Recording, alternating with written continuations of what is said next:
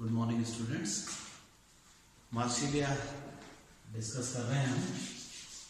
और मार्सिलिया मतलब मैंने आपको बताया था कि जब स्पोर्स बन जाते हैं तो स्पोरोकार्प के अंदर जब इनका फॉर्मेशन होता है तो माइक्रोस्पोरेंजियम और मेगास्पोरेंजियम में माइक्रोस्पोर और मेगास्पोर का जब फॉर्मेशन हो जाता है, ये मैच्योर हो जाते हैं तो हमारा स्पोरोकार्प टूटता है और इस स्पोरोकार्प के टूटने से जो बीजाणु धानियां हैं वो बाहर निकल आती है। मैंने आपको बताया था कि जो रेटिनस रिंग है ये एक ट्यूब के रूप में बाहर निकल आएगी और इस ट्यूब के रूप में जब बाहर निकल आती है तो ये सोराई इसके साथ लगे हुए बाहर आ जाते हैं। सोराई मीन्स ग्रुप ऑफ स्पोरेंजियम जिनके अंदर की बीजाणु होते हैं। तो माइक्रोस्पोर और मेगास्पोर जर्मिनेट बाहर निकल आएंगे और अब ये क्या होगा, इन इंड्यूसियम के लेयर के टूटने से बीजाणु धानियां बाहर निकल आती हैं और फिर वॉल लेयर के टूटने से सारे बीजाणु जो हैं वो हवा में बाहर निकल जाते हैं, जमीन पे आ जाते हैं, जमीन पे आके गिरेंगे।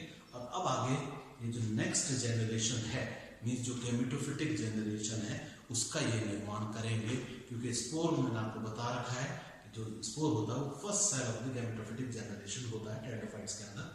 जब स्पोर जैसे ही बनता है, क्योंकि स्पोर क्या है, मियोसिस का प्रोडक्ट है, हैप्लॉइड होता है, एम होगा, तो उस वजह से अब ये क्या करेगा, गैमेटोफिटिक जनरेशन का निर्माण करेगा। कल हमने बात करी थी कि जो डेवलपमेंट है गैमेटोफाइट का वो किस तरह का है। वो हमेशा आपको मैंने बताया था कैसा होगा कि एंडोस्पोरिक होगा।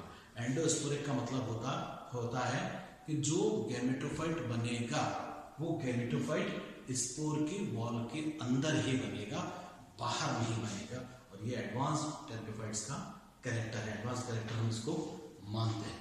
तो आगे जाके ये गैमेटोफाइट का निर्माण करेगा। तो थोड़ा सा बात कर लेते हैं मेल गैमेटोफाइट के बारे में और फीमेल गैमेटोफाइट के बारे में, germination of microspore and megaspore. तो पहले बात करेंगे microspore and development of male gametophyte. Male gametophyte आप जानते हैं क्या होता है। मेल गैमेटोफाइट वो गैमेटोफाइट होता है जो माइक्रोस्पोर के जर्मिनेशन से या उसके फॉर्मेशन से बनता है। माइक्रोस्पोर जो होते हैं, ये माइक्रोस्पोर मैंने आपको बताया था कि साइज में कैसे होते हैं, छोटे होते हैं। इनका नंबर ज्यादा होता है, इनका नंबर ज्यादा बनता है, 32 से 64 तक पर माइक्रोस्पोरेंजियम इनका फॉर्मेशन होगा। और दूसरा साइज छोटा होगा, 0.06 से 0.075 mm का इनका डायमीटर होता है। तो बहुत छोटे हैं, स्मॉल से ये स्ट्रक्चर होता है। अब ये जो स्पोर है, ये स्पोर जैसे ही लिबरेट होते हैं बाहर निकलते हैं, जमीन पे आके गिरता है और जमीन पे आके गिरते ही जो जर्मिनेशन है वो इमीडिएटली स्टार्ट हो जाता है। Means there is no resting phase नहीं होगा बीच में। माइक्रोस्पोर जैसे ही जमीन पे आके गिरा, अब ये गैमेटोफाइट का फॉर्मेशन करेगा। तो डेवलपमेंट की बात कर लेते हैं थोड़ा सा। मैंने आपको बता दी कि डेवलपमेंट में ध्यान रखने की चीज है कि एंडोस्पोरिक है। एंडोस्पोरिक है मीन्स गैमेटोफाइट के अंदर ही ये बन जाएगा। यूनिसेल्ड यूनिन्यूक्लियेट बाइलेयर्ड स्ट्रक्चर होता है। बाइलेयर्ड मीन्स बाहर की जो लेयर होती है और जानते हैं वो एक्साइन कहलाती है और अंदर वाले जो स्पूट है वो इंटाइन है। इस एक्साइन के ऊपर एक और लेयर मार्सिलिया के अंदर चढ़ी हुई होती है जिसे हम पेरिस्पोर कहते हैं। Perispore, this exine is covered by another layer जिसको हम कहते हैं पेरिस्पोर। तो पेरिस्पोर इसको पूरे एक्साइन को कवर करके रखती है।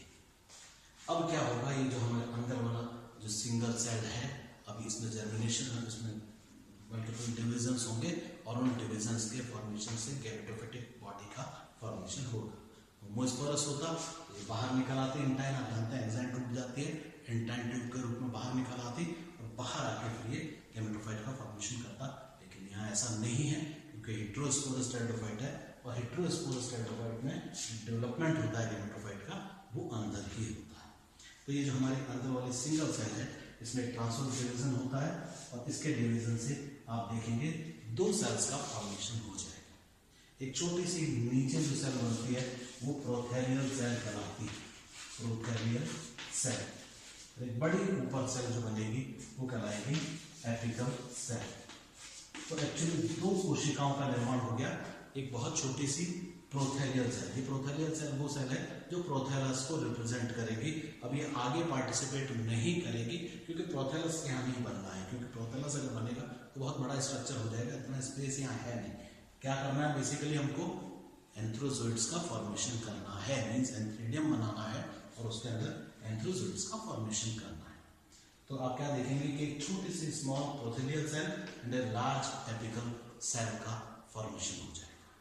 ये जो लार्ज एपिकल सेल है इसमें फिर ट्रांसवर्स डिवीजन होगा और फिर ये दो सेल में कन्वर्ट हो जाती है, दो सेल्स में डिवाइड हो जाती है।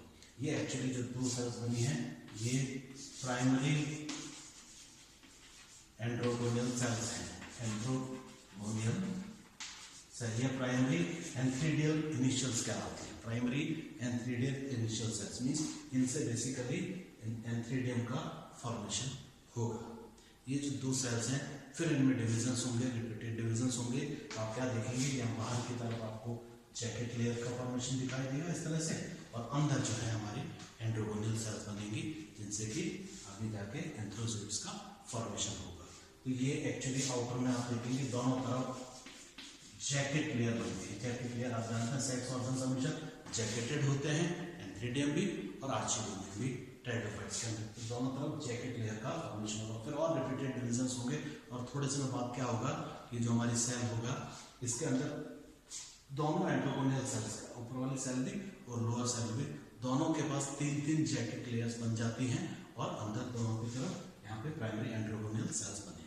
तो थोड़े समय बाद जब आप उसको देखेंगे तो वो आपको कैसा स्ट्रक्चर दिखाई देगा, वो कुछ ऐसा दिखाई देगा।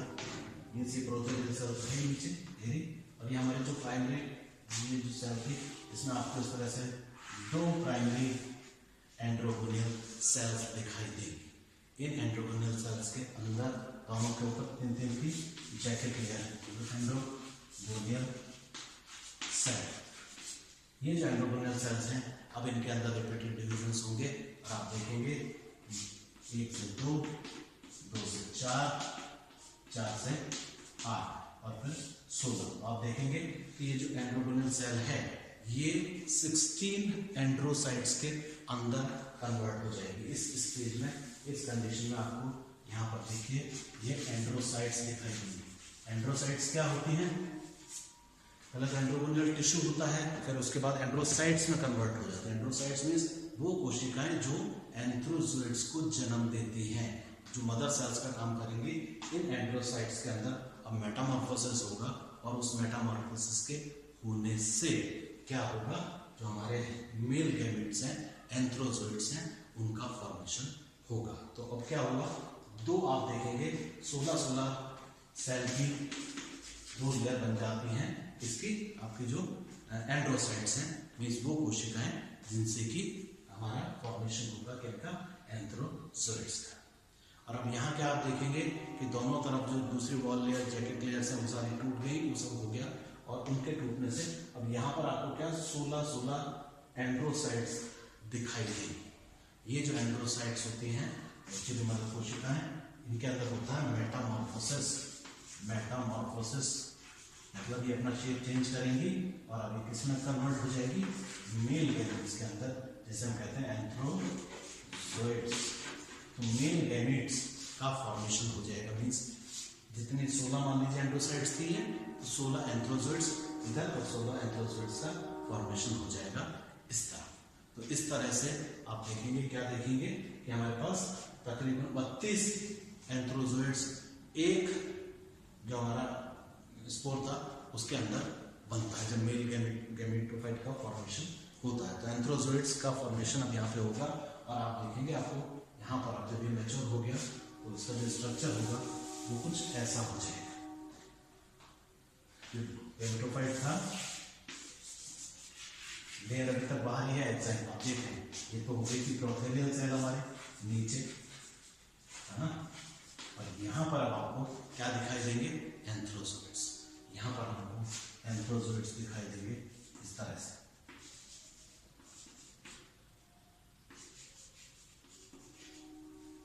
एक एंथ्रोजोइड में बना देता हूँ, कॉर्क स्क्यू शेप्ड जो है एंथ्रोजोइड्स का फॉर्मेशन होगा जो कि क्या होगा, मल्टीफ्लैजिलेटेड होते हैं।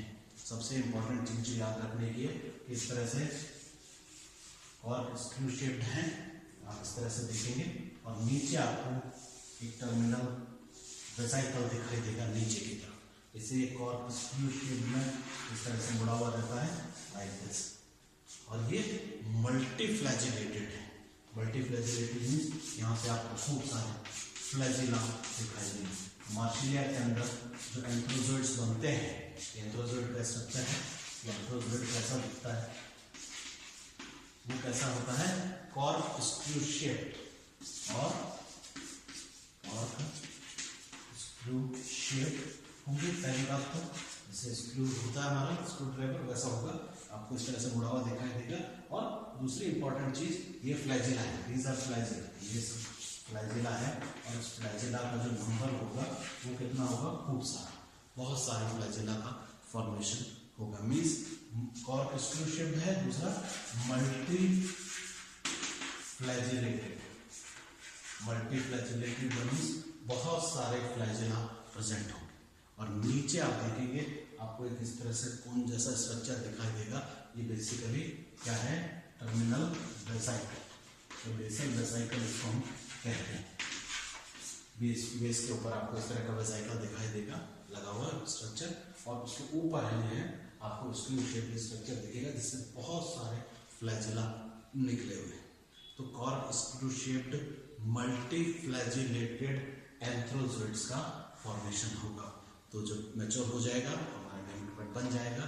तो बेसिकली क्या देखा हमने कि इस स्पोर के अंदर ही, माइक्रोस्पोर के अंदर ही मेल गैमेट्स का फॉर्मेशन हो गया।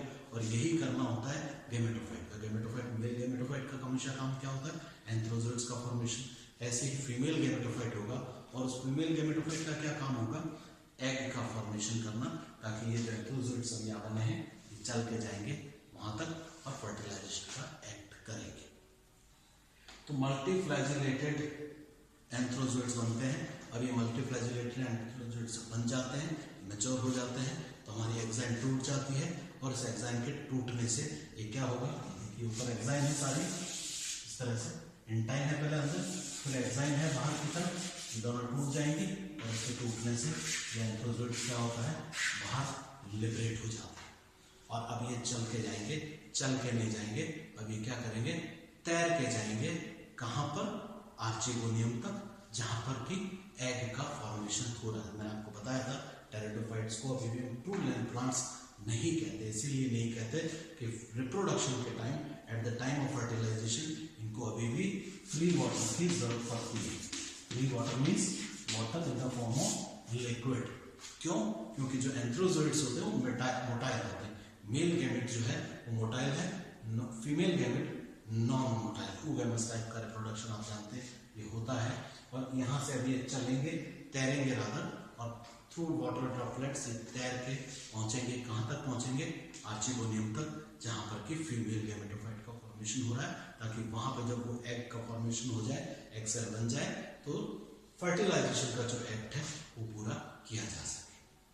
तो मेल गैमेटोफाइट का बनना मार्सिलिया के अंदर बहुत क्विक होता है। कुछ स्पीशीज में करीब 5 घंटे के अंदर आप देखेंगे कि एंथ्रोजोइड्स का फॉर्मेशन हो जाएगा, इससे माइक्रोस्पोर से। तो बहुत इमीडिएट ये होता है।